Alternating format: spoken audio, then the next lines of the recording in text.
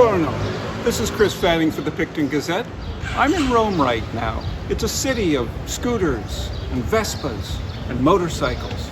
The perfect place to introduce our Motorcraft special issue. Jason Parks has the details. Thanks, Chris, and happy Canada Day from Picton, where tourism season is cranking up. And speaking of cranking, later this month, Motorcraft is back at Base 31 for a second straight year. This international motorcycle festival features demo rides, stunt shows, art, film, and this year, live music. Check out what's being offered at this 3-day celebration of all things two-wheeled and gas-powered at www.pictongazette.ca or in your Picton Gazette newspaper. Also in the Gazette this week, Council's voted to increase the remuneration rate for councillors and the mayor next term. They're also dealing with a $5 million overage on the Wellington Water and Wastewater Trunk Line project. In other news, I've got coverage from the PCI graduation ceremony. Back across the Atlantic and over to you, Chris.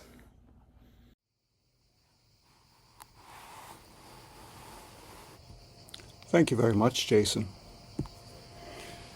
Well, we're now in Tuscany's rolling hills. And from these vineyards to those of Prince Edward County, I want to send Canada Day greetings to everyone with best wishes for the holiday.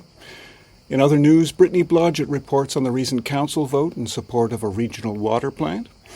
And Karen Valahora reviews Danielle Crittenden's new book about grieving for her daughter.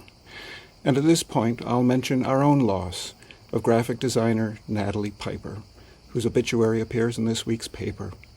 We, along with so many people in the community, will miss her very much.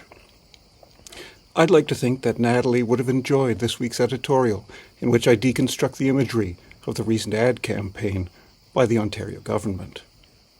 And finally, in a new series of articles dedicated to county artists, Julia Howell offers a profile of Sonia Smits as both actor and winemaker in the county.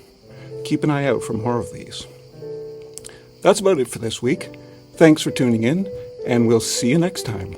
Or, as they say in Italy,